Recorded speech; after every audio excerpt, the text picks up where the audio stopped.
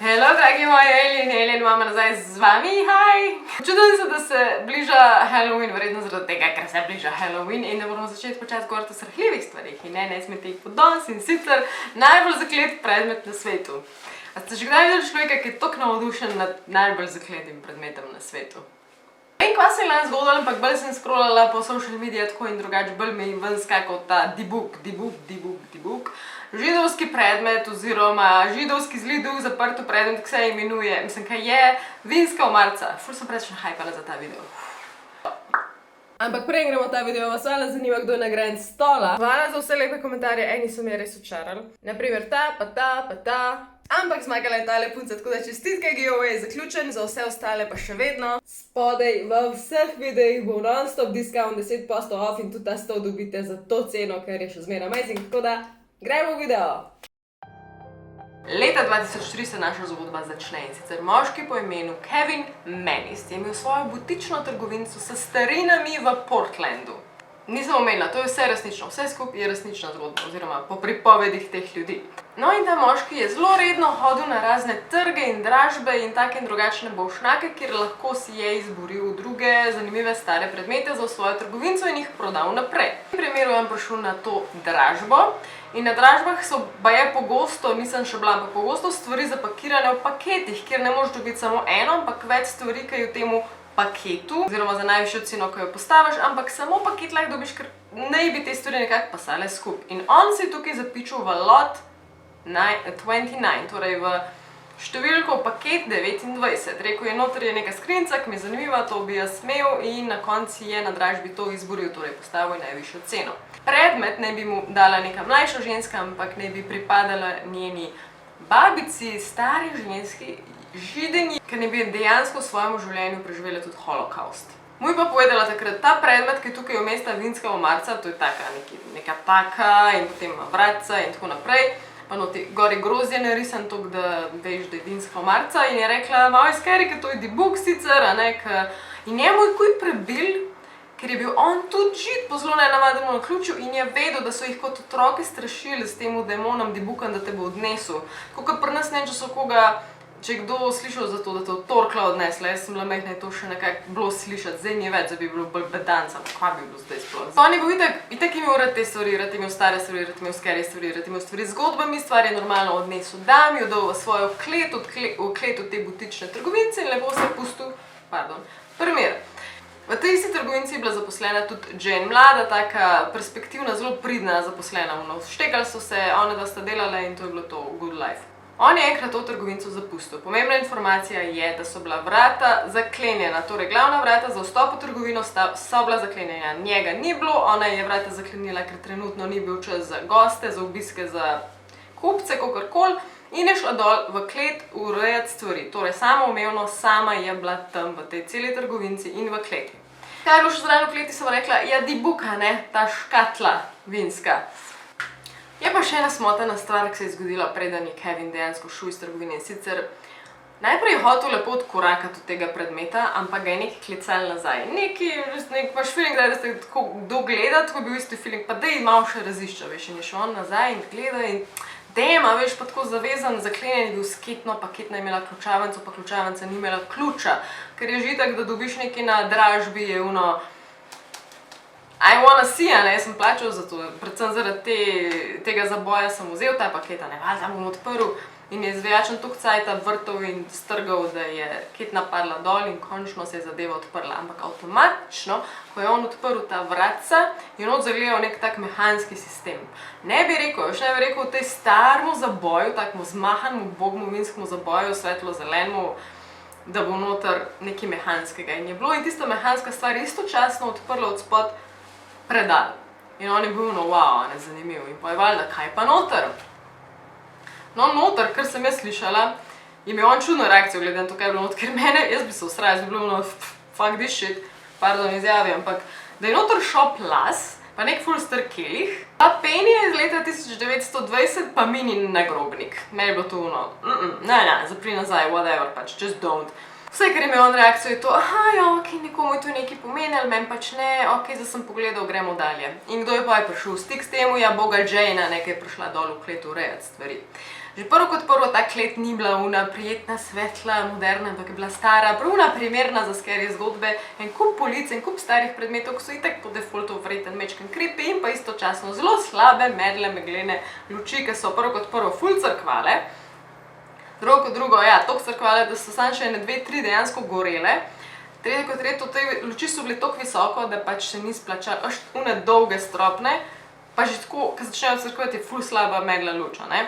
Pa toliko je bil visok ta strop, da se jim ni splačalo res redno menjati, ampak šele na koncu, ki je bilo že nevzdržno, tako kot zdaj valjda, ne, so končno splezali na lesto gor in zamenjali te vse možne zadeve.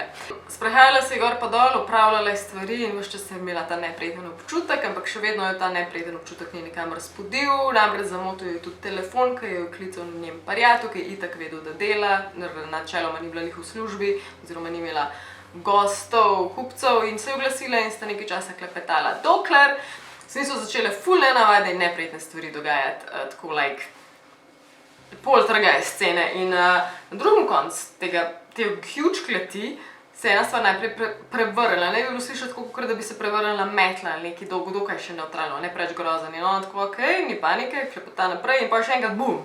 Še enkrat ta zvok in je bila ona stari, okej, grem počekirati, ker jaz nisem, se pravi, a je nekdo tle ali pač ne vem, kva se dogaja. In medtem, ko je šla ona to počekirati, je iz ene police, puf, zletel ven stol in padel na tla. Luči so začele crkvati, luči so začele žmigati in luči so začele pokati in padati dol iz stropa. Potem so stvari povsod naokrog iz teh polic začele padati, se podirati, v glavnem, jaz si predstavljam sem ta ropot, mravljince mi dela scary as hell, ona logično kot vsaka normalna ženska, samo v grozljivkah tega ponavadi ne počnejo, ampak ona je laufala gor do vrat kleti, da bo valjda zbežala. Toliko, da je v grozi ugotovila, da so tista vrata zaklenjena in zaklenjena so bila lahko samo od zunaj, ker ona jih ni in pač... Edino, kar je ostalo, je to, da je v grozi, ki se je vzeti vse podirali, ropotali in je bilo čisto poltergeistično, je bilo to, da je ona poklicala Kevina, torej njenega šefa, njenega kolega istočasno in pač prosila za možno priti nekaj narobe, nekdo je noter, nekaj se dogaja. On, hvala Bogu, je bil bliz in je takoj, tako v parih minutah se je narisal tja, šel čez trgovino, gledal je, nobenega nikjer, mislil se je, okej, pač ne vem, kaj bi lahko bilo, če je že nekdo tukaj, ampak očitno se vse dogaja v kleti, ali kaj je s tem, in je šel v klet, najprej je videl tista zaklenjena vrata, lepo odklenil, prišel noter, nič mu ni bilo jasno, zakaj je ona zaklenjena noter. Jane je najdu nenavaden v stanju, nonetheless, pač sedela je na stolu, sred prostora, tistem stolu, ki je prej zletel, čist nepremično, čist brez reakcij, v šoku, bi se lahko rekli, in je bil Jane, tako, a si v redu, in v bistvu vse, kar je ona takrat lahko povedala, je to, da kaj takega še v življenju ni videla, da ne ve, kva se je zgodilo, medtem ko njegova reakcija pa takrat mogoče ni bila najboljša za tako situacijo, grozljivo in sicer vse, kar je on lahko po svoji logiki sklepal, je to, Jane se je strgal, pač nobenega ni tukaj, sama je, to se ni moglo samo od sebe zgoditi, noben nov posum od Dibuka, ker takrat to sploh ni bilo v njuni glavi, mislim, v njegovi glavi, od Kevina, in v bistvu še takrat mu je ona rekla, glede na njegovo reakcijo, kao fuck you, in je šla. Šele drug dan pridemo do situacije, kjer začnemo kriviti Dibuk, namreč. Nastradala je mami od Kevina. Imela je rojsten dan, zmenila sta se, da gresta ven jest in pripeljal je najprej v trgovino in za darilo jo je dal. Lek haj. Ja, ta lesen zaboj vinski. Dibuk je dal za rojsten dan, ker logično oni so Židi, imajo to kulturo in ta stvar jim je zanimiva in je mislil, da je to super ideja in vmes mu zazveni telefon, on se gre oglasiti. Mami valjda firčno očitno to kakor sin po njej in odpre to stvar. Spet ta mehanična zadeva, vse se odpre, predal se odpre, bum. Istočasno ona doživi stroke. Infarkt.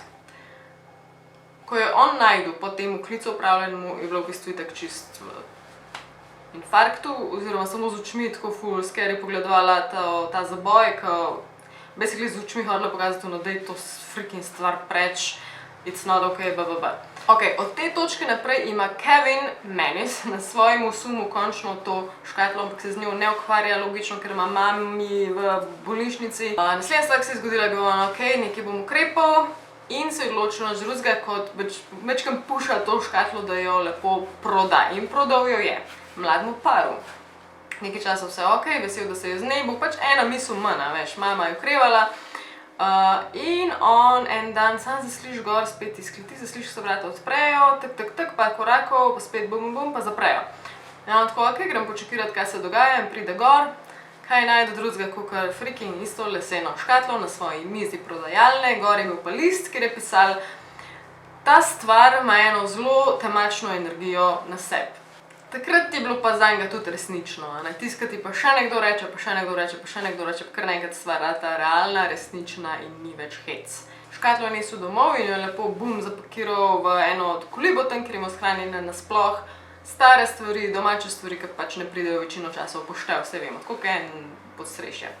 Ampak tam se njegove tegobe niso nehale, takoj zatem je imel hudo nočno moro, res srhljivo. Z eno kolegico, ki sta si bila zelo blizu in zelo nek tak ljubeč odnos, je v teh sanjah hodil, dokler jo ni nekaj odtrgal preč od njega, kada ji ni bilo več mar zanga in kar naenkrat na drugi strani se je pojavila ena starka, temačna, scary toliko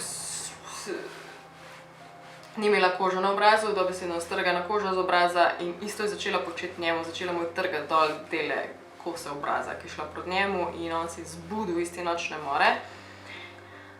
Ni se pa zbudil brez posledic, zbudil se je s praskami, zbudil se je z črnicami. In najhujše, da je šel še nazaj spat in ta stvar se je ponovila in zelo hitro je bilo vse jasno, jaz se moram te škatle znebiti.